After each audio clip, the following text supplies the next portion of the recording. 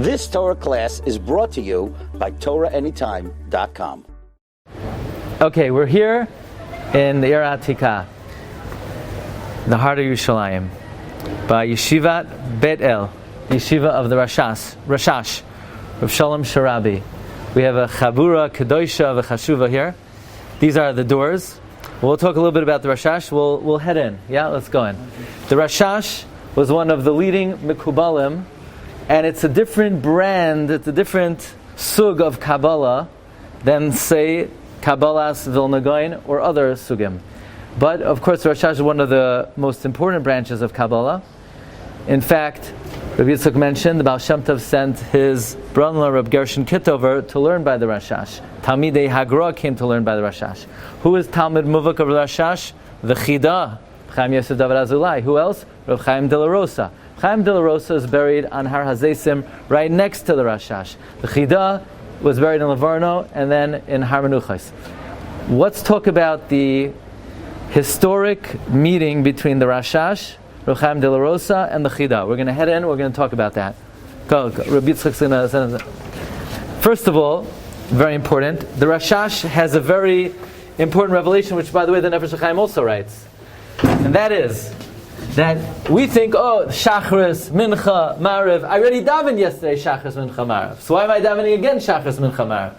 So the RASHASH says like this: every tefillah has a tikkun in world history that no other tefillah in history has ever been able to rectify. In other words, what tomorrow's Shachris is going to do, Monday Shachris can't do, no other Shachris could do. People in the past who didn't live on this Monday, they couldn't be Masaking what you could be Masaking. So don't think, I already davened. Every single tefillah is a different historic opportunity that nobody ever had the opportunity to engage in. Now, where is the RASHASH's room? Every room is locked. Okay. We'll go this way.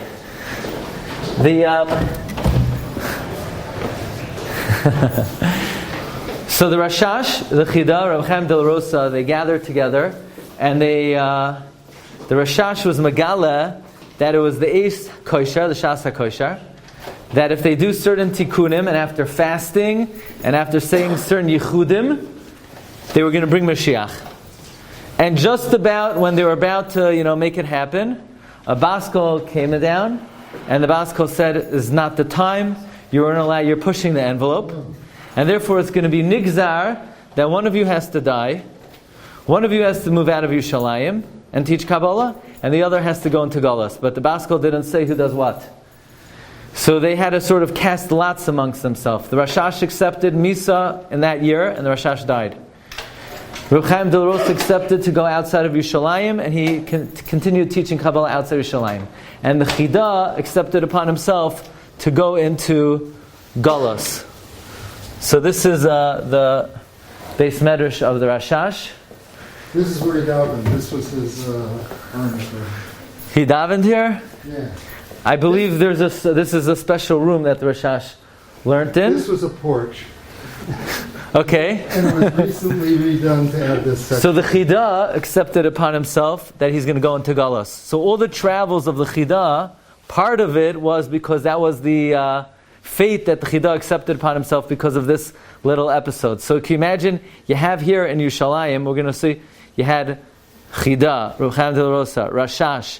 Our Chaim HaKadosh was here for a very short period of time, for about 18 months. And we can see the Chaim HaKadosh's shul. So, Ma'anor Makam Hazeh.